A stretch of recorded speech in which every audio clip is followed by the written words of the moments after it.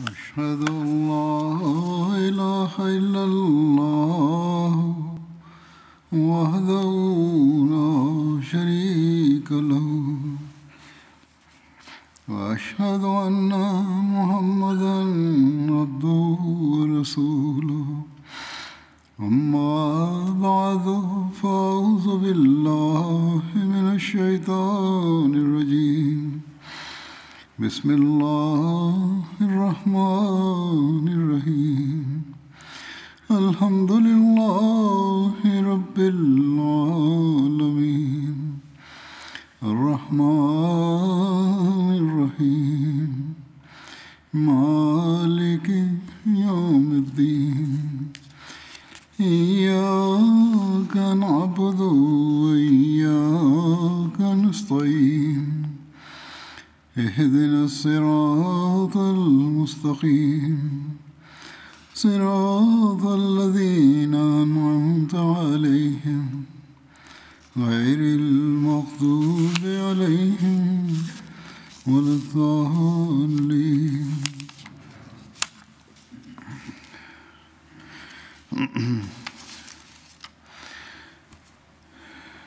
حضرت ابو بکر رضی اللہ تعالیٰ عنہ کا ورنن ہو رہا تھا، اسی سلسلے میں آج بھی ہوگا۔ آپ نے فرمایا، حضرت ابو بکر رضی اللہ تعالیٰ عنہ کا ورنن ہو رہا تھا اور یہی آج بھی چلے گا۔ غزوہ یدھ ہمراء الاسد کے وشے میں لکھا ہے کہ رسول اللہ صلی اللہ علیہ وسلم ہفتے کے دن احد سے واپس آئے۔ اتوار کے دن جب سورہ ادے ہوا تو حضرت پو پھوٹی تو حضرت بلال رضی اللہ تعالیٰ نے اذان دی اور بیٹھ کر نبی کریم صلی اللہ علیہ وسلم کے باہر تشریف لانے کی پرتیکشا کرنے لگے۔ اتنے میں حضرت عبداللہ بن عمرو بن عوف مزنی نبی کریم صلی اللہ علیہ وسلم کو تلاش کرتے ہوئے آئے۔ جب آپ صلی اللہ علیہ وسلم باہر آئے تو انہوں نے کھڑے ہو کر آپ صلی اللہ علیہ وسلم کو سوچنا دی کہ وہ اپنے گھر والوں کی اور سے آ رہے تھے۔ جب وہ ملل میں تھے تو قریش نے وہاں پر پڑاؤ ڈالا ہوا تھا۔ ملل مکہ کے راستے میں مدینہ سے 28 میل کی دوری پر ایک ستھان کا نام ہے، اور انہوں نے ابو سفیان اور اس کے ساتھیوں کو یہ کہتے ہوئے سنا کہ تم لوگوں نے کچھ نہیں کیا، تم لوگوں نے انہیں نقصان پہنچایا، ارتھات مسلمانوں کو نقصان پہنچایا اور تکلیف پہنچائی، اور پھر تم نے انہیں چھوڑ دیا اور وہ وناش نہیں کیا۔ کفار نے کہا کہ ان مسلمانوں میں کئی ایسے بڑے بڑے لوگ شیش ہیں جو تمہارے سمکش کے مقابلے کے لیے اکٹھے ہوں گے، پس اتح واپس چلو تاکہ ہم ان لوگوں کو جڑ سے اکھیڑ دیں جو ان میں شیش رہ گئے ہیں۔ صفوان بن امیہ اس بات سے انہیں روکنے لگا، ارتھات کافروں میں وہ بیٹھا تھا۔ وہ انہیں روکنے لگا اور کہنے لگا کہ اے میری قوم، ایسا نہ کرنا، کیونکہ وہ لوگ جنگ لڑ چکے ہیں، اور مجھے بھے ہے کہ جو لوگ جنگ میں آنے سے رہ گئے تھے اب وہ بھی تمہارے سمکش میں ان کے ساتھ اکترت ہو جائیں گے۔ تم واپس چلو، کیونکہ وجے تو تمہاری ہی ہے، کیونکہ مجھے بھے ہے کہ یدی تم واپس گئے تو تم پراجے کھا جاؤ گے۔ اس پر رسول اللہ صلی اللہ علیہ وسلم نے حضرت ابو بکر رضی اللہ عنہ اور حضرت عمر رضی اللہ عنہ کو بلایا اور ان کو اس مزنی صحابی کی بات بتائی، تو ان دونوں نے کہا کہ یا رسول اللہ صلی اللہ علیہ وسلم، شترو کی اور چلیں تاکہ وہ ہمارے بچوں پر آکرمن نہ کرے۔ جب رسول اللہ صلی اللہ علیہ وسلم صبح کی نماز سے فارغ ہوئے تو آپ لوگوں کو بلایا، اور آپ صلی اللہ علیہ وسلم نے حضرت بلال رضی اللہ سے فرمایا کہ وہ یہ اعلان کر دے کہ رسول اللہ تمہیں آدیش دے رہے ہیں کہ شترو کے لیے نکلو، اور ہمارے ساتھ وہی نکلے جو پچھلی لڑائیوں میں شامل تھا، ارتھات احد کی لڑائی میں شامل تھا۔ حضور صلی اللہ علیہ وسلم نے اپنا جھنڈا منگوایا جو کہ پچھلے دن سے بندھا ہوا تھا، اس کو ابھی تک کھولا نہیں گیا تھا۔ آپ صلی اللہ علیہ وسلم نے یہ جھنڈا حضرت علی رضی اللہ کو دے دیا، اور یہ بھی ورنن کیا جاتا ہے کہ حضرت ابو بکر رضی اللہ کو دیا تھا۔ اتہ مسلمانوں کا یہ قافلہ جب مدینہ سے 8 میل کی دوری پر امراء الاسد پہنچا تو مشرکین کو یہ بھے ہوا اور مدینہ کی اور لوٹنے کا ارادہ نرست کر کے وہ واپس مکہ کی اور پرستان کر گئے۔ غزوہ بنو نذیر یہ 4 ہجری میں تھا، ارتھات حضرت صلی اللہ علیہ وسلم صحابہ کی ایک چھوٹی جماعت کے ساتھ بنو نذیر کے ہاں چلے گئے۔ اس وشے میں بھن ورنن ملتے ہیں کہ آپ صلی اللہ علیہ وسلم وہاں کیوں گئے تھے، وہاں کیوں چلے گئے۔ عطا ایک ورنن کے انوسار آپ صلی اللہ علیہ وسلم ان کے پاس بنو عامر کے 2 قاتلوں کی دیت وصول کرنے کے لیے گئے تھے۔ آپ صلی اللہ علیہ وسلم کے ساتھ 10 کے قریب صحابہ تھے، جن میں حضرت ابو بکر رضی اللہ تعالیٰ عنہ، حضرت عمر رضی اللہ تعالیٰ عنہ اور حضرت علی رضی اللہ تعالیٰ عنہ بھی تھے۔ حضرت صلی اللہ علیہ وسلم نے وہاں پہنچ کر ان سے رقم کی بات کی تو یہودیوں نے کہا کہ ہاں اے ابو القاسم ارتھات قاسم کے باپ، آپ پہلے کھانا کھا لیجئے پھر آپ کے کام کی طرف آتے ہیں۔ اس سمے حضرت صلی اللہ علیہ وسلم ایک دیوار کے ساتھ بیٹھے ہوئے تھے۔ یہودیوں نے آپس میں سازش کی اور کہنے لگے کہ اس ویکتی ارتھات حضرت صلی اللہ علیہ وسلم کو سماپت کرنے کے لیے تمہیں اس سے اتم افسر اور نہیں ملے گا، اس لیے بتاؤ کون ہے جو اس مکان پر چڑھ کر ایک بڑا پتھر ان کے اوپر گرا دے تاکہ ہمیں ان سے نجات مل جائے۔ اس پر یہودیوں کے ایک سردار عمرو بن جحاش نے اس کی حامی بھری اور کہا کہ میں اس کاریہ کے لیے تیار ہوں، مگر اسی سمے سلام بن مشکم نامی ایک اور ویکتی یہودیوں کے سردار نے اس ارادے کی دھارنا کی اور کہا یہ حرکت کداپی نہ کرنا، خدا کی سوگند تم جو کچھ سوچ رہے ہو اس کی انہیں ضرور سوچنا مل جائے گی۔ یہ بات بد عہدی کی ہے جبکہ ہمارے اور ان کے مدھے معاہدہ موجود ہے۔ پھر عطا وہ شخص جو اوپر پہنچ گیا ارتھات پتھر گرانے والا تاکہ حضرت صلی اللہ علیہ وسلم پر پتھر گرا دے، تو حضرت صلی اللہ علیہ وسلم کے پاس آسمان سے اس سازش کی سوچنا آئی۔ اللہ تعالیٰ نے آپ کو خبردار کر دیا کہ یہودی کیا کرنے والے ہیں۔ آپ شیگھر اپنے استھان سے اٹھے اور اپنے ساتھیوں کو وہیں بیٹھا چھوڑ کر اس اور روانہ ہو گئے جیسے آپ صلی اللہ علیہ وسلم کو کوئی کاریہ ہے۔ آپ صلی اللہ علیہ وسلم تیزی کے ساتھ واپس مدینہ آئے۔ رسول اللہ صلی اللہ علیہ وسلم نے مدینہ پہنچنے کے پشچات حضرت محمد بن مسلمہ کو بنو نذیر کے پاس بھیجا اور یہ پیغام دیا کہ میرے شہر ارتھات مدینہ سے نکل جاؤ، تم لوگ اب میرے شہر میں نہیں رہ سکتے، اور تم نے جو ارادہ بنایا تھا وہ غداری تھی۔ حضرت صلی اللہ علیہ وسلم نے یہود کو 10 دن کی مہلت دی، کنتو انہوں نے انکار کر دیا اور کہا کہ ہم اپنا وطن کداپی نہیں چھوڑیں گے۔ اس سندیش پر مسلمان جنگ کی تیاری میں لگ گئے۔ جب تمام مسلمان اکترت ہو گئے تو حضرت صلی اللہ علیہ وسلم بنو نذیر کے مقابلے کے لیے نکلے۔ جنگی پرچم حضرت علی رضی اللہ نے اٹھایا۔ حضرت صلی اللہ علیہ وسلم نے ان کے قلعوں کا محاصرہ گھیراؤ کر لیا اور ان کی سہایتا کے لیے کوئی بھی نہ آیا۔ رسول اللہ صلی اللہ علیہ وسلم نے بنو نذیر کی اور لشکر کو بھیجا تو عشاء کے سمے رسول کریم صلی اللہ علیہ وسلم نے اپنے 10 صحابیوں کے ساتھ اپنے گھر واپس آ گئے۔ اس سمے حضرت صلی اللہ علیہ وسلم نے اسلامی لشکر کی کمان ایک ورنن کے انوسار حضرت علی رضی اللہ کے عنہ کے سپرد فرمائی، جبکہ دوسرے ورنن کے انوسار یہ سعادت حضرت ابو بکر رضی اللہ تعالیٰ عنہ کے حصے میں آئی۔ ادھر حضرت صلی اللہ علیہ وسلم ان کا سختی سے گھیراؤ کیے رہے اور اللہ تعالیٰ نے ان کے دلوں میں ارتھات یہودیوں کے دلوں میں مسلمانوں کا رعب پیدا کر دیا، اور انتتہ انہوں نے رسول اللہ صلی اللہ علیہ وسلم سے نویدن کیا کہ ان کو اس شرط پر وطن چھوڑنے کی اجازت دے دی جائے، انومتی دے دی جائے اور جان بخش کر دی جائے کہ کیول ہتھیاروں کے انہیں ایسا سمست سامان لے جانے دیا جائے جو اونٹوں پر لادا جا سکتا ہے۔ حضرت صلی اللہ علیہ وسلم نے ان کی یہ شرط اور یہ نویدن کو سویکار کر لیا۔ ایک ورنن کے مطابق آپ نے 15 دن تک ان کا گھیراؤ کیا، جبکہ کچھ ورننوں انوسار دنوں کے سنکھیا میں متبھید پایا جاتا ہے۔ رسول اللہ صلی اللہ علیہ وسلم انصار کی اجازت سے یدھ بنو نذیر سے پراپت ہونے والا جو سارا مال تھا وہ مہاجرین میں وترت کر دیا۔ تو حضرت ابو بکر رضی اللہ عنہ نے فرمایا، اے انصار کی جماعت، اللہ تمہیں اس سے اتی اتم پردان کرے۔ غزوہ بدر الموعد یہ 4 ہجری کی گھٹنا ہے۔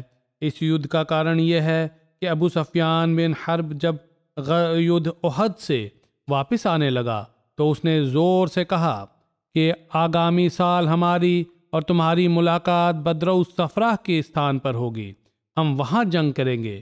رسول اللہ صلی اللہ علیہ وسلم نے حضرت عمر فاروق رضی اللہ عنہ کو فرمایا، اسے کہو ہاں انشاءاللہ۔ اس پر لوگ جدا ہو گئے۔ قریش واپس آ گئے اور انہوں نے اپنے لوگوں کو اس وعدے کے بارے میں بتایا۔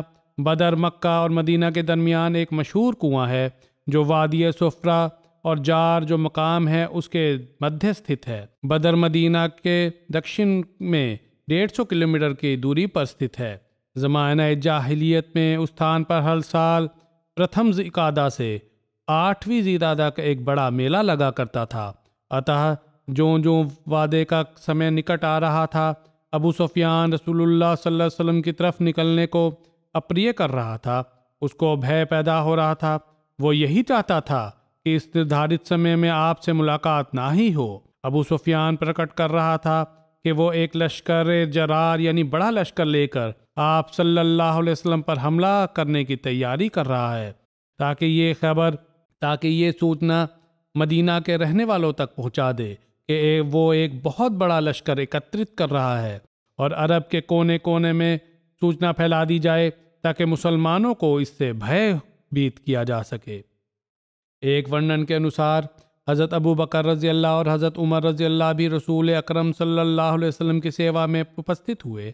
انہوں نے نویدن کیا، یا رسول اللہ صلی اللہ علیہ وسلم، اللہ تعالیٰ اپنے دھرم کو وجئی کرے گا، اپنے نبی صلی اللہ علیہ وسلم کو عزت دے گا۔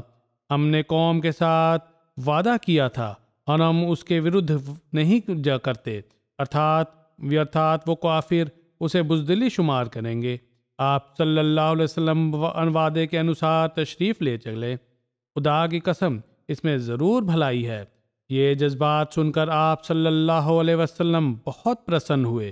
رسول اللہ صلی اللہ علیہ وسلم کو جو اس بات کی سوچنا ملی، ارتھات کہ ابو سفیان وغیرہ اتیادی کے لشکر کی تیاری کے وشے میں، تو آپ صلی اللہ علیہ وسلم نے حضرت عبداللہ بن رواحہ کو اپنے پیچھے مدینہ کا امیر نردھارت کیا۔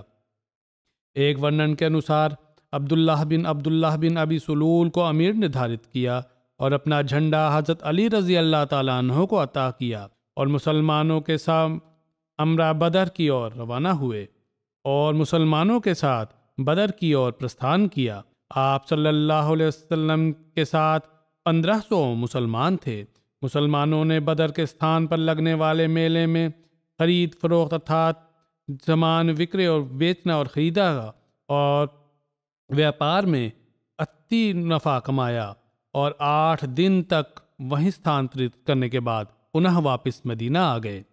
وہ میلہ جو وہاں لگا ہوا تھا، مسلمانوں نے پھر اس میں ویاپار بھی کیا کہ یدی جنگ ہوئی تو وہ ہونی ہے، کنتو اگر نہیں ہوتی تو کم سے کم ویاپار وہاں ہو جائے، اور اس سے مسلمانوں کو بڑا لابھ ہوا۔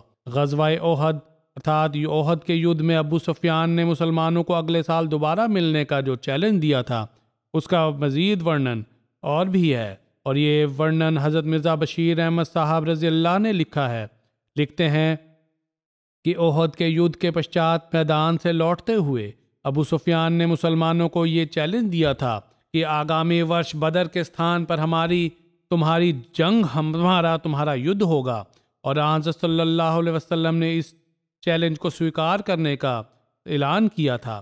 اس لیے دوسرے سال ارتھات 4 ہجری میں جب شوال کے مہینے کا انت آیا تو حضرت صلی اللہ علیہ وسلم 1500 صحابہ کے سموہ کے ساتھ مدینہ کی اور پرستھان کرنے لگے، اور آپ صلی اللہ علیہ وسلم نے اپنے پیچھے عبداللہ بن ابی کو امیر نردھارت کیا۔ دوسری اور ابو سفیان بن حرب بھی 2000 قریش کے لشکر کے ساتھ مکہ سے نکلا، پرنتو باوجود احد کی وجے اور اتنی بڑے سنگٹھن کے ہونے کے اس کا دل بھے بھیت تھا۔ اور اسلام کے وناش کے ہونے کے درپے ہونے کے کارن وہ چاہتا تھا جب تک بہت زیادہ سنگٹھن کا پربند نہ ہو جاوے وہ مسلمانوں کے سامنے نہ ہو۔ ارتھات ابھی وہ مکہ میں ہی تھا کہ اس نے ایک ویکتی نعیم نامی کو جو ایک غیر جانبدار قبیلہ سے سمبند رکھتا تھا مدینہ کی اور روانہ کر دیا اور اسے تاکید کی کہ جس پرکار بھی ہو مسلمانوں کو ڈرا دھمکا کر اور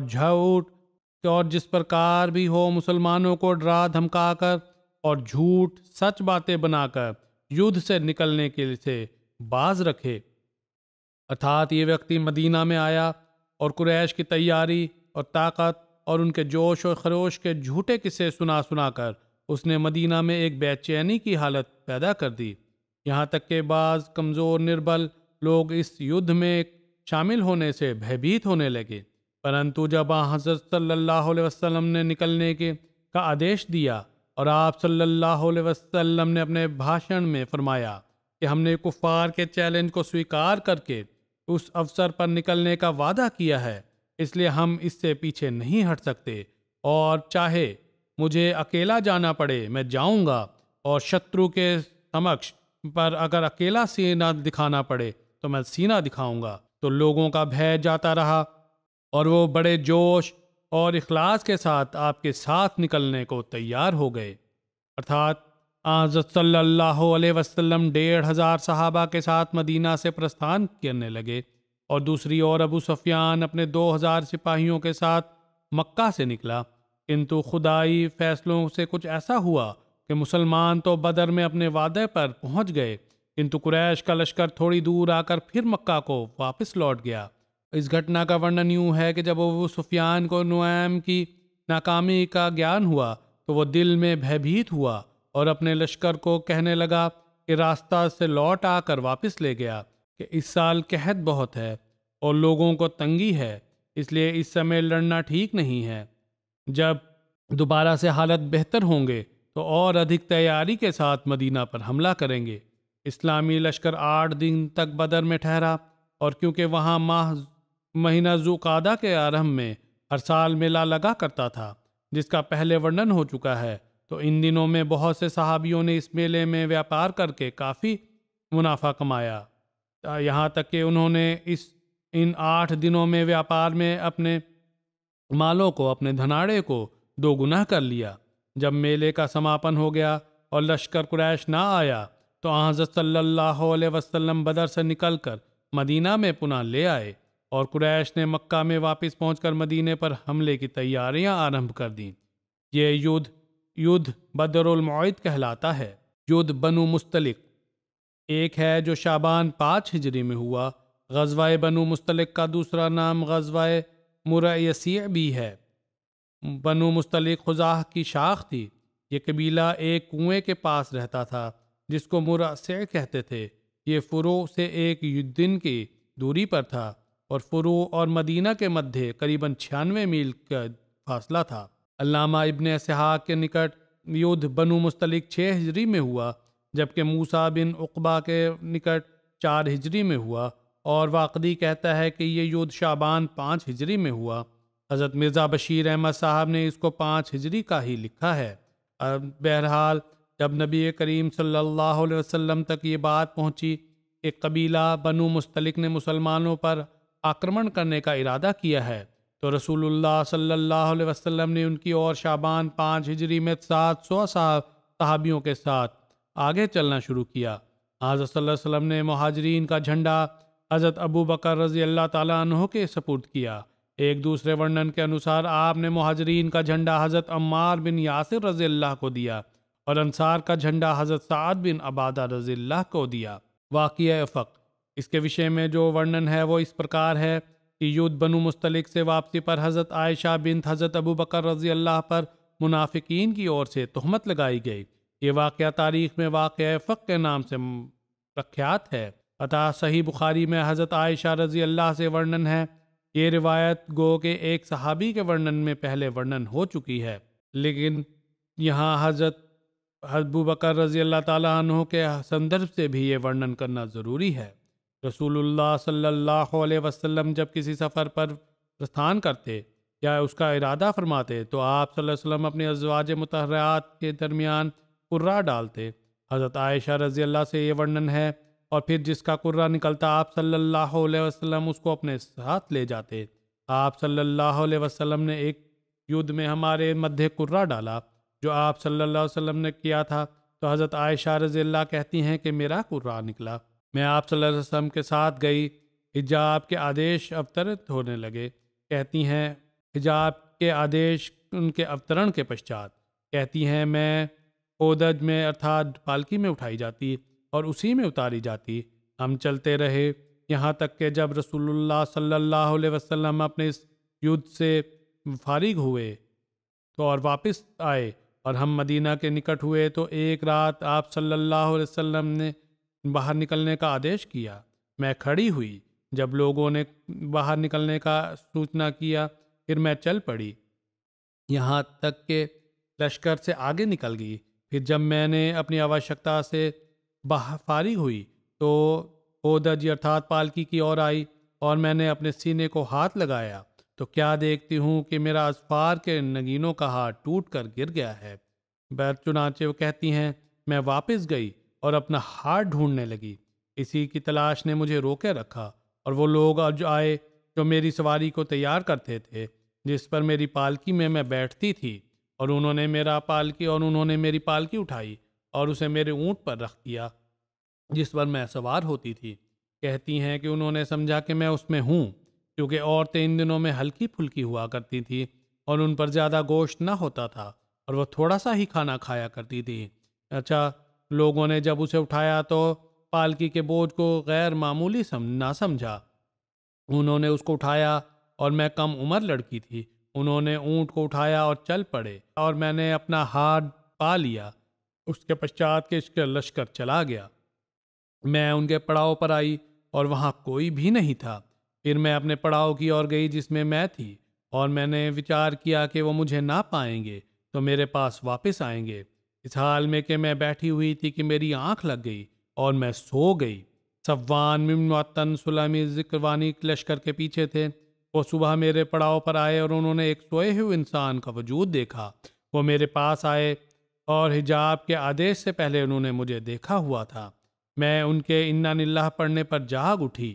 جب انہوں نے اپنی اونٹنی بٹھائی تو انہوں نے اس اونٹنی کا پاؤں موڑا، اور جب وہ اونٹنی بیٹھ گئی تو میں اس پر سوار ہو گئی اور میری سواری کو لے کر چل پڑے، یہاں تک کہ ہم لشکر میں پہنچے، بعد اس کے کہ لوگ ٹھیک دوپہر کے سمے آرام کرنے کے لیے پڑاؤ کیے ہوئے تھے۔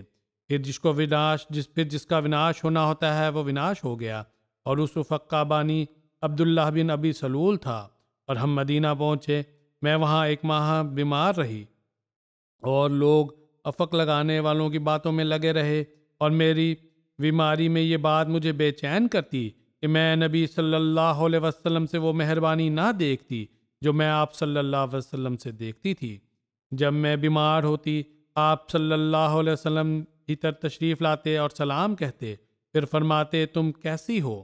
مجھے اس گھٹنا کا ارتھات واقعہ افق کا کچھ بھی گیات نہ تھا، یہاں تک کہ جب میں کمزور ہو گئی تو میں اور مستح مناسی کی طور گئی، جو ہماری دن بھر کی حاجتوں کے اس کا ستھان تھا۔ ہم نہ نکلتے پرنتو رات سے رات تک رات کا انتظار کیا کرتے، اور یہ اس سے پہلے کے ورنن ہے کہ ہم اپنے گھروں کے قریب شوچالے بنائے تھے۔ گھروں میں اس وقت شوچالے نہیں ہوتے تھے۔ بہرحال کہتی ہیں اس سمے قبل ہماری حالت پہلے عربوں کی سی تھی جو جنگل میں یا باہر جا کر شوچ کر کے آیا کرتے تھے، اور میں اور مستح بنت ابو رحم دونوں گئیں۔ ہم چل رہی تھی کہ وہ اپنی اوڑھنی سے اٹکی، اور اس نے کہا مستح ہلاک ہو گیا۔ میں نے اس سے کہا کیا ہی بری بات ہے جو تم نے کہی ہے؟ کیا تم ایسے ویکتی کو برا کہہ رہی ہو جو بدر میں موجود تھا؟ تو اس نے کہا اے بھولی بھالی لڑکی، کیا آپ رضی اللہ نے سنا نہیں جو لوگوں نے کہا؟ تب اس نے مجھے افق والوں کے بات بتائی، اس پر میری بیماری اور بڑھ گئی۔ پھر جب میں اپنے گھر واپس آئی تو رسول اللہ صلی اللہ علیہ وسلم میرے پاس تشریف لائے، اور آپ صلی اللہ علیہ وسلم نے سلام کیا، اور آپ صلی اللہ علیہ وسلم نے فرمایا تم کیسی ہو؟ میں نے کہا کیا مجھے اپنے ماتا پتا کے پاس جانے کی انومتی دیں؟ حضرت عائشہ رضی اللہ نے کہا کہ وہ مجھے انومتی دیں کہ والدین کے پاس چلی جاؤں، ارتھات ماتا پتا کے پاس چلی جاؤں۔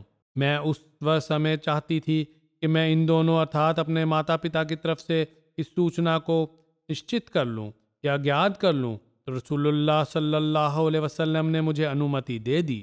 میں اپنے ماتا پتا کے پاس آئی تو میں نے اپنی ماتا سے کہا، لوگ کیا باتیں کر رہے ہیں؟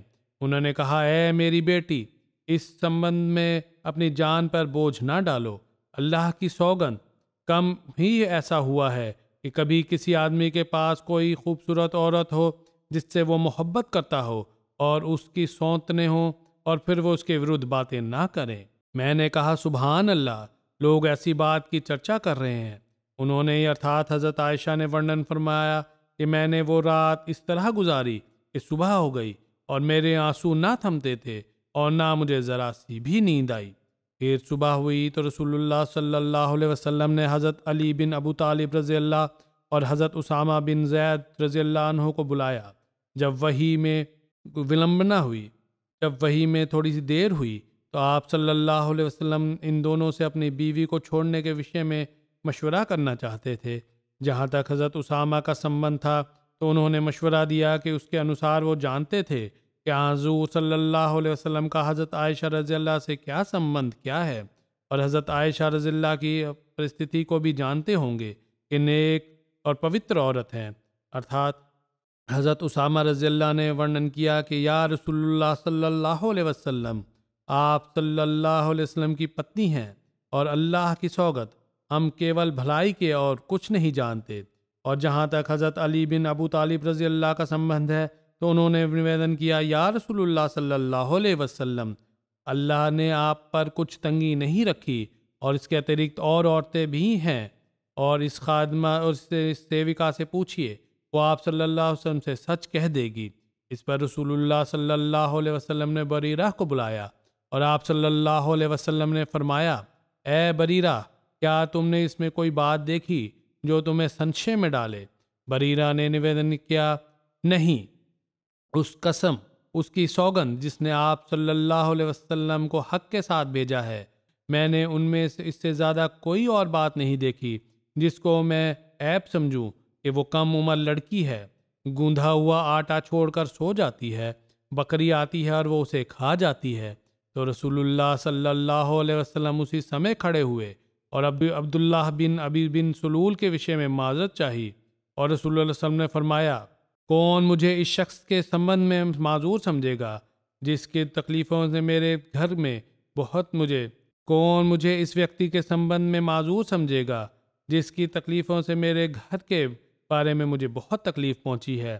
اللہ کی سوگند، میں اپنے گھر میں کیول بھلائی کے اور کوئی بات نہیں جانتا، اور لوگوں نے ایسے ویکتی کا ورنن کیا ہے جس کی بابت میں بھلائی کے اترکت کچھ نہیں جانتا، اور میرے گھر والوں کے پاس وہ نہیں آتا تھا، کنتو میرے ساتھ حضرت سعد بن معاذ رضی اللہ کھڑے ہوئے اور انہوں نے نویدن کیا، یا رسول اللہ، خدا کی سوگند، میں اس سے آپ صلی اللہ علیہ وسلم کو معذور ٹھہراؤں گا، اور یدی وہ اوس سے ہے تو ہم اس کی گردن مار دیں گے، اور اگر وہ ہمارے بھائیوں خزرت سے ہے تو آپ صلی اللہ میں ہم آدیش کریں، ہم آپ کے آدیش کے مطابق کے انوسار کریں گے۔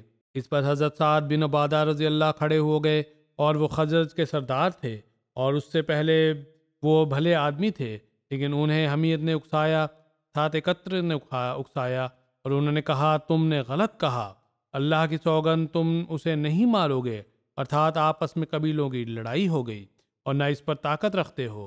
حضرت اسید بن حضیر کھڑے ہوئے اور انہوں نے کہا، تم نے غلط کہا، اللہ کی سوگند ہم اسے اوشیہ ماریں گے، تو منافق ہے اور منافقیوں کی اور سے جھگڑتا ہے۔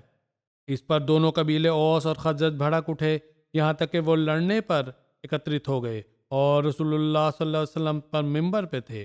آپ صلی اللہ علیہ وسلم نیچے آئے، ان کو دھیما کیا، یہاں تک کہ خاموش ہو گئے، اور آپ بھی خاموش ہو گئے۔ حضرت عائشہ رضی اللہ کہتی ہیں، میں سارا دن روتی رہی۔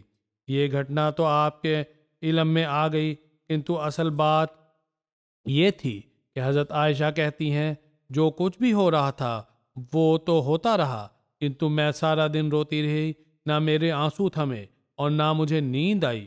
میرے ماں باپ میرے پاس آئے، میں 2 راتیں 1 دن روئی، یہاں تک کہ میں نے وچار کیا کہ یوں رونا میرے جگر کو پھاڑ ڈالے گا۔ آپ رضی اللہ نے فرمایا اسی بیچ میں کہ وہ دونوں ارتھات حضرت عائشہ کے ماتا پتا جو تھے میرے پاس بیٹھے ہوئے تھے اور میں رو رہی تھی کہ ایک انصاری عورت نے اندر آنے کی انومتی چاہی اور میں نے اسے انومتی دی۔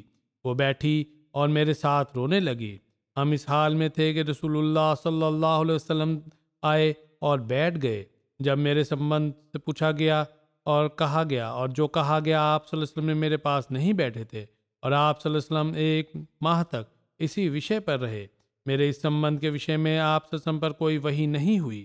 حضرت عائشہ رضی اللہ کہتی ہیں کہ آپ صلی اللہ علیہ وسلم نے تشہد پڑھا اور پھر فرمایا، اے عائشہ، مجھے تمہارے سبند میں یہ بات پہنچی ہے، یدی تم بری ہو تو اوشیہ اللہ تعالیٰ تمہاری بریت فرمائے گا، اور یدی تم میں سے کوئی غلطی ہو گئی ہے تو اللہ تعالیٰ اسے بخش دے گا، اور اسے حضور اس کے اور اسی کے سمکش توبہ کرو، کیونکہ جب اپنے گناہ کا اقرار کرتا ہے اور پھر وہ توبہ کرتا ہے تو اللہ بھی اس پر رجوع رحمت ہو جاتا ہے، ارتھات رحمت کے ساتھ لوٹتا ہے۔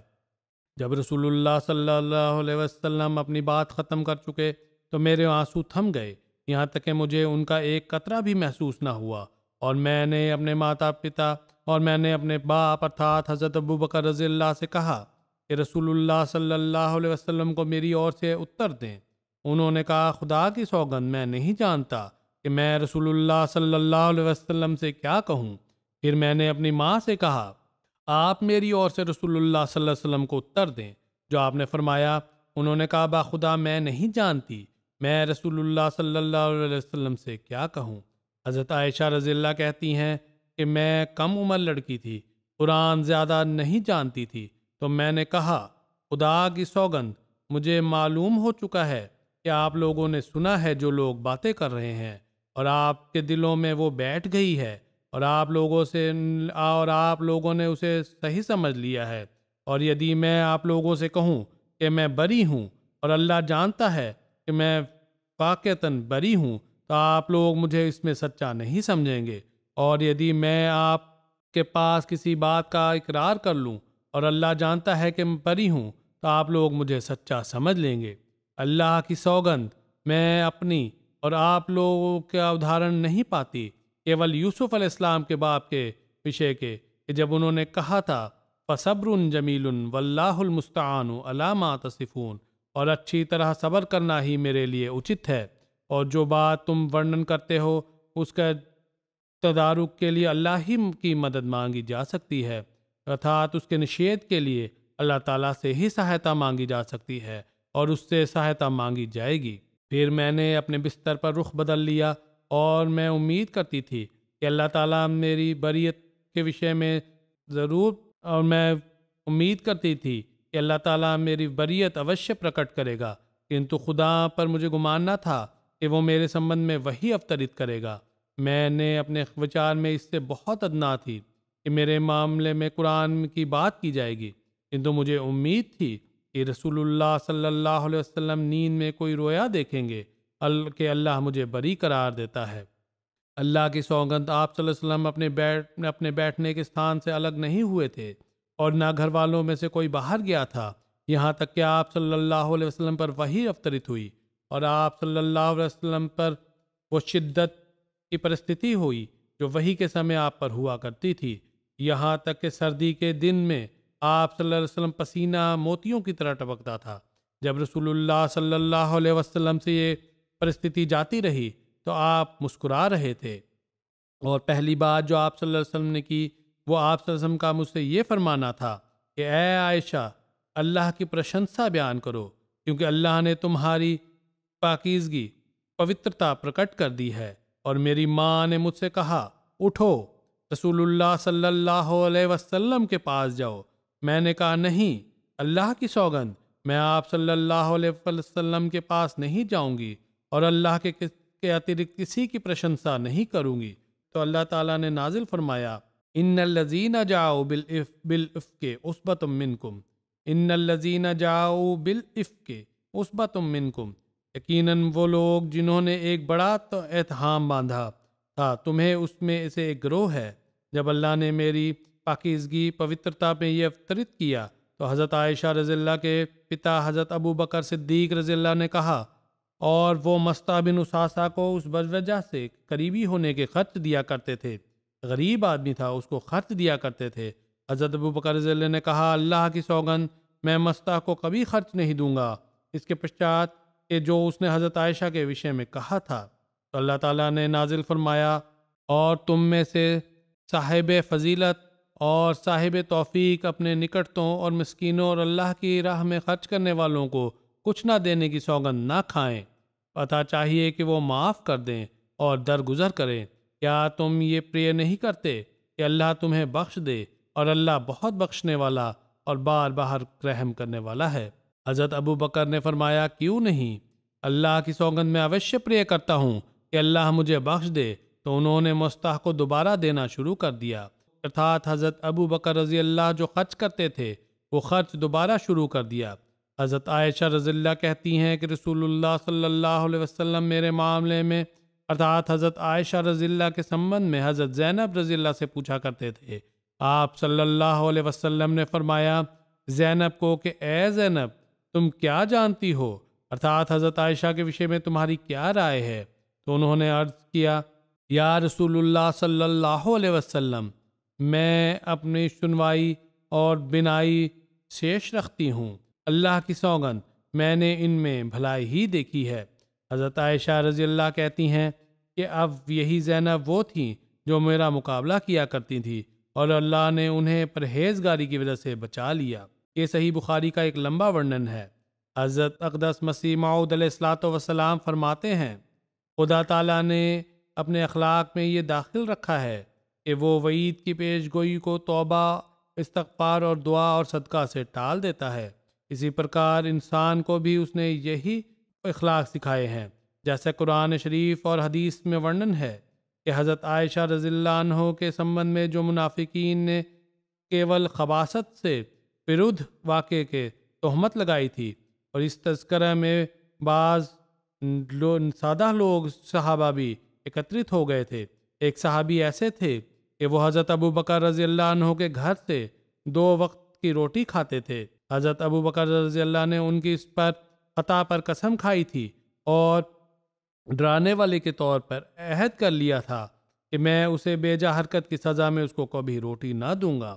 اس پر یہ آیت ابترت ہوئی تھی۔ تب حضرت ابو بکر رضی اللہ نے اپنے اس عہد کو توڑ دیا اور بدستور روٹی لگا دی۔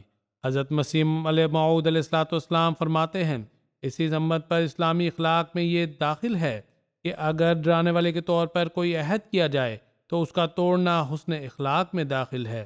ادھارنتا یدی کوئی اپنی خدمت یعنی سیوا کرنے والے کے سمبند میں یہ سوگند کھائے کہ میں اوشیہ اس کو 50 جوتے ماروں گا، تو اس کی توبہ اور اس کی غلطی پر معاف کرنا اسلام کی سنت ہے، تاکہ انسان ایک اچھے اچ ششٹاچاروں والا ہو جائے، کنتو وعدے کا پیچھا کرنا جائز نہیں، ساتھ وعدے کو توڑنا اچت نہیں۔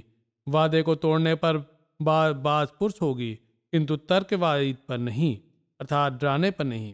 یہ ایک الگ مضمون ہے کہ وعدہ کیا ہے اور وعید کیا ہے، اور پہلے بھی ایک دفعہ ورنن ہو چکا ہے۔ جو اب ورنن ہے یدھ احزاب کا، جو شوال 5 ہجری میں ہوئی۔ قریش مکہ اور مسلمانوں کے درمدھے یہ تیسرا بڑا یدھ تھا، جو یدھ خندق بھی کہلاتا ہے۔ یہ یدھ شوال 5 ہجری میں ہوا، کیونکہ قریش، یہود خیبر اور بہت سے گروہ اس میں جتھہ بندی کر کے مدینہ منورہ کی اور چڑھائے، اس لیے قرآن کریم میں اس مذکور کا نام احزاب سے بھی ہے۔ یہ یدھ منسوب ہے، ارتھات احزاب کا یدھ۔ جب رسول اللہ صلی اللہ علیہ وسلم نے یہود کے قبیلہ بنو نذیر کو دیش دروہ کر دیا تو وہ خیبر چلے گئے، ان کے اشراف، اور جب رسول اللہ صلی اللہ علیہ وسلم نے یہود کے قبیلہ بنو نذیر کو دیش نکالا کر دیا تو وہ خیبر چلے گئے، ان کے اشراف اور ان کے بڑے لوگوں میں سے کچھ آدمی مکہ روانہ ہوئے۔ انہوں نے قریش کو اکٹھا کیا اور انہیں رسول اللہ صلی اللہ علیہ وسلم کے مقابلے کی ترغیب دی۔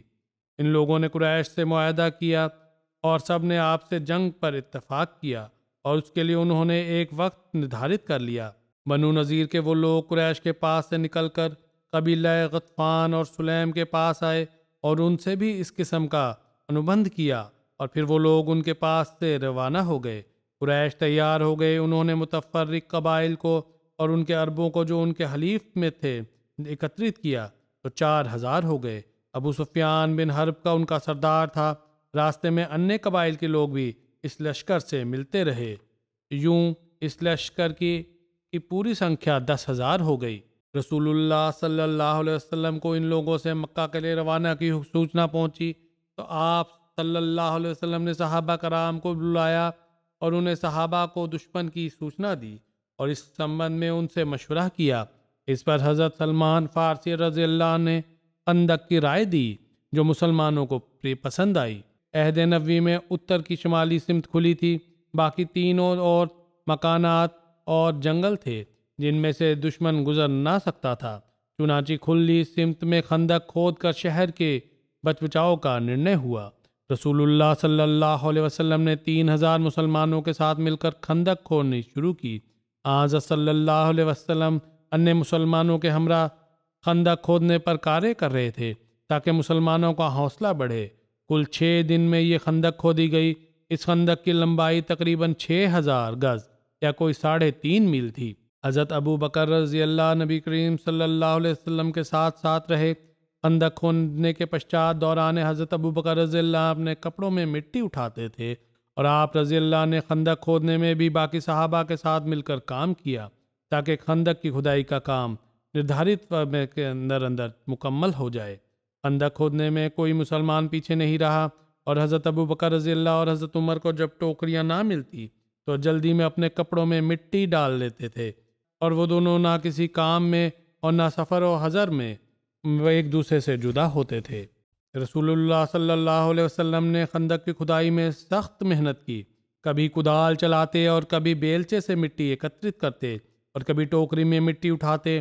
ایک دن آپ صلی اللہ علیہ وسلم کو بہت زیادہ تھکاوٹ ہو گئی تو آپ صلی اللہ علیہ وسلم بیٹھ گئے، پھر اپنے بائیں اور پر پتھر کا سہارا لیا تو آپ صلی اللہ علیہ وسلم کو نیند آ گئی۔ تو حضرت ابو بکر رضی اللہ تعالیٰ عنہ اور حضرت عمر رضی اللہ تعالیٰ عنہ آپ صلی اللہ علیہ وسلم کے سرہانے کھڑے ہو کر لوگوں کو آپ صلی اللہ علیہ وسلم کے پاس سے گزرنے سے روکتے رہے کہ کہیں وہ آپ صلی اللہ علیہ وسلم کو جگہ نہ دیں۔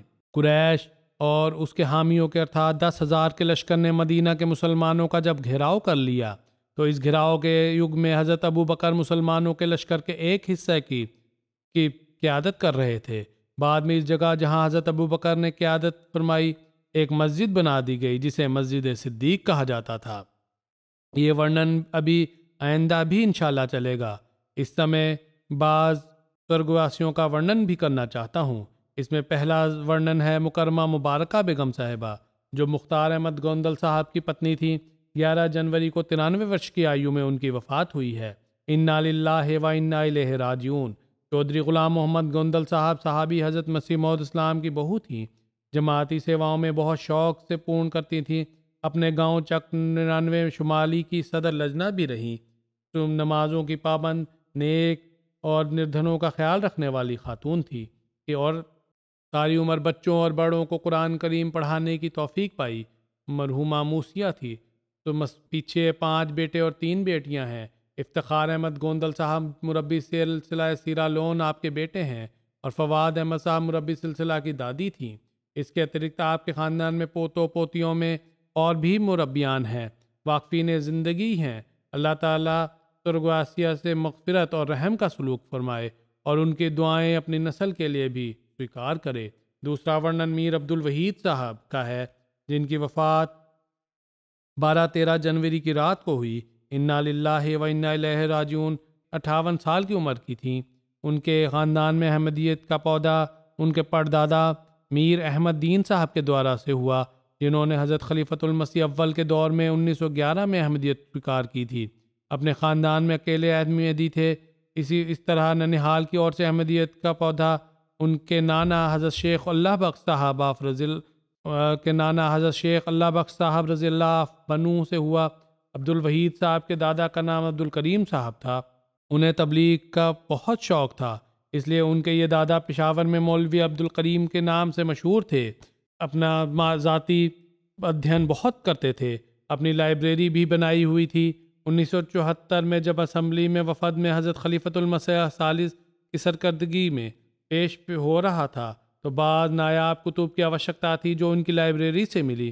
ان کے بہنوئی نے یہ ورنن دیا ہے: 9 ستمبر 2020 کو رسالت توہین رسالت کا جھوٹا دوش لگنے کے کارن 295 کے انترگت میر عبد الوحید کی فیملی کے ورد مقدمہ بنایا گیا اور ملاؤں اور لوگوں نے ان کے گھر کا گھیراؤ کر لیا، کیونتہ پولیس نے ان کو فیملی کے ساتھ وہاں سے نکالا اور راول پنڈی پہنچا دیا۔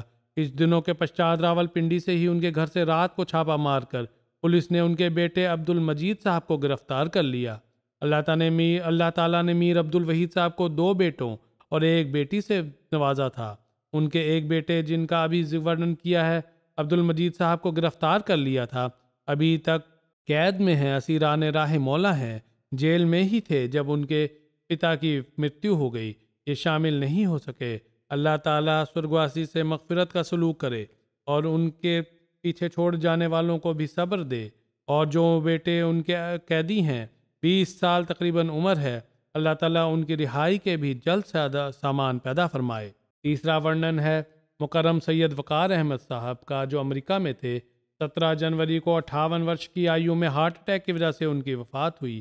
انا للہ و انا الیہ راجعون۔ وقار احمد کی پتنی حضرت مرزا بشیر احمد صاحب کی پڑنواسی، ان کے نواسے کی بیٹی، اور حضرت مرزا شریف احمد صاحب رضی اللہ عنہ کی پوتی کی بیٹی ہیں۔ اس ورنن سے ان کا سمبند حضرت مسیح الاسلام کے خاندان سے ہے۔ ان کی شادی شاہ صاحب کے ہاں ہوئی۔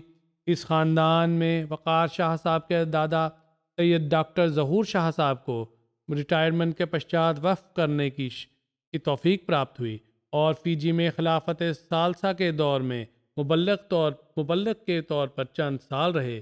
پھر ربوہ میں بھی خدمت کی توفیق ملی۔ جماعت سے اور خلافت سے وفا کا رکھنے والا خاندان ہے۔ ان کی پتنی شازیہ خان کہتی ہیں کہ حضرت خلیفۃ المسیح رابع رحمہ اللہ نے مجھے رشتے کے لیے دعا کے لیے کہا، اور پھر دعاؤں کے پشچات جب میں نے حامی بھری تو حضرت خلیفۃ المسیح رابع نے اس رشتے کو سویکار فرمایا، ارتھات حضرت خلیفۃ المسیح رابع رحمہ اللہ نے رشتہ طے کیا تھا۔ لکھتی ہیں کہ میں وقار صاحب نے 33 سال کی شادی شدہ زندگی میں میری انگلی پکڑ کے مجھے چلایا، ہر ضرورت اور خواہش کا خیال رکھا۔ بے مثال باپ تھے، کبھی اپنے لیے کچھ نہیں کیا اور سادہ سے انسان تھے۔ اپنی کوئی خواہش نہیں تھی، اگر کوئی تھی بھی تو گھر والوں پہ قربان کر دیتے تھے۔ کہتی ہیں کہ میرے لیے سب سے خوبصورت دن وہ تھا جب انہوں نے کسی کو اتنت فخر سے یہ کہا کہ میں مسجد جاتا ہوں اور اپنا عہد دہراتا ہوں، اور میرے لیے اس عہد کو نبھانے سے زیادہ آوشک کچھ نہیں ہے۔ ہر چیز میں اس عہد پر قربان کر سکتا ہوں، اور یہ کیول باتیں نہیں ہیں بلکہ میں نے دیکھا ہے۔ میں جانتا ہوں کہ ایک کڑا امتحان ان پہ آیا تو انہوں نے اس عہد کا پاس کیا اور دین کو دنیا پر شیش کرنے کا جو عہد کیا تھا اور جو نبھاتے رہے اس کو پورا کیا، اور کسی رشتے کی پرواہ نہیں کی۔ خلافت کی اطاعت سے کبھی باہر قدم نہیں رکھا۔ کہتی ہیں کہ جو بات ان کو کبھی سمجھ نہیں بھی آتی تھی تو اس کی بھی اطاعت کرتے تھے کہ ہمارا کام اطاعت کرنا ہے۔ اتنت شکر گزاری والی طبیعت تھی، اور کہتی ہیں ہر سمے مجھے بھی اس کی تلقین کرتے تھے۔ مالی قربانی کبھی کوتاہی نہیں کی۔ ان کے بیٹے عزیزم سید عادل احمد جو اب مربی سلسلہ ہیں، جامعہ احمدیہ کینیڈا سے انہوں نے شاہد پاس کی ہے، وہ کہتے ہیں کہ اللہ تعالیٰ کے فضل سے میرے والد ایک سادہ اور پوتر انسان تھے، کبھی اپنے آپ کی فکر نہیں کی اور ہمیشہ سب بچوں اور امی کی آوشکتاؤں کا خیال رکھا۔ کوئی اچھی چیز اپنے لیے نہیں لیتے تھے، بلکہ کئی بار یاد دہانی کروانی پڑتی تھی کہ اپنے اوپر بھی خرچ کر لیا کریں۔ مربیان اور نظام جماعت کا بہت احترام کیا کرتے تھے۔ ان کے سسر محمود احمد خان صاحب جو حضرت مرزا بشیر احمد صاحب کے نواسے اور حضرت نواب مبارکہ بیگم صاحبہ رضی اللہ کے پوتے ہیں، وہ لکھتے ہیں کہ وقار ارتھات ان کے داماد ایک اتنت خوش اخلاق اور مہمان نواز انسان تھے۔ کہتے ہیں میں نے کبھی ان کے ماتھے پر بل نہیں دیکھا، جتنے مرضی مہمان آ جائیں اور جو بھی ہو جائے ان کے ساتھ کوئی بات بھی ہو جائے۔ پھر کہتے ہیں مجھے یاد ہے کہ شروع میں اپنے بیٹے عادل کی لاپرواہ زندگی میں جو لاپرواہی ہوتی تھی اس کو بار بار ٹوکا کرتا تھا، کیونتہ جب عادل نے وقف کیا تو پھر وقار کا یہ رویہ مکمل بدل گیا، اور پھر یہی بچہ ان کا سب سے نکٹتم بن گیا اور اس کی بہت عزت اور احترام کرنے لگے۔ منیر احمد صاحب سابق امیر جماعت ابو ظہبی لکھتے ہیں کہ وقار صاحب ابو دھابی میں ملازمت کرتے رہے۔ ملازمت کے دوران فیملی کے ساتھ وہاں رہے۔ اسی سمبند میں ان کے گھریلو تعلقات بھی قائم ہوئے۔ ایک پروفیشنل تھے، بینک میں کام کرنے والے بینکر تھے۔ طبیعت کی سادگی اور ملنساری آپ کا خاص وصف تھا۔ سلسلہ اور نظام سے گہری محبت رکھتے تھے۔ خلافت کے لیے حد درجہ محبت اور اطاعت کے جذبے سے نمودار سے ڈوبے ہوئے تھے۔ کہتے ہیں امریکہ جانے تک اپنی رہائش گاہ کو جماعتی ضروریات کے لیے بڑی خوشی سے پرستت کرتے، جو جمعہ اور دیگر اجتماعات کے لیے کام آتی رہی۔ جماعت کے انٹرنل آڈیٹر کے طور پر بھی انہوں نے کام کرنے کی سیوا ملی۔ اسی پرکار سید ہاشم اکبر نے بھی لکھا ہے کہ میں نے ان کے ساتھ کام کیا اور ہمیشہ ملنسار اور خدمت خلق کے جذبے سے سرشار پایا۔ اللہ تعالیٰ ان سے مغفرت اور رحم کا سلوک کرے اور ان کے بچوں کو بھی نیکیاں کرنے کا اوسر پردان کرے اور ان کو اور ان کی اپنے بچوں کے لیے بھی دعائیں قبول کرے۔ ان سب کے جنازے میں نماز کے بعد پڑھاؤں گا انشاءاللہ۔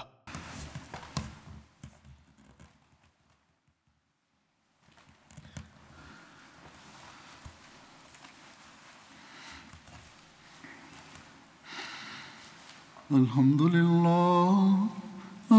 لله نحمده ونستعينه ونستغفره ونؤمن به ونتوكل عليه ونعوذ بالله من شرور أنفسنا ومن سيئات أعمالنا من يهده الله فلا مضل له ومن يضلله فلا هادي له ونشهد أن لا إله إلا الله ونشهد أن محمدا عبده ورسوله عباد الله رحمكم الله إن الله يأمر بالعدل والإحسان وإيتاء ذي القربى وينهى عن الفحشاء والمنكر والبغي يعظكم لعلكم تذكرون اذكروا الله يذكركم وادعوه يستجب لكم ولذكر الله أكبر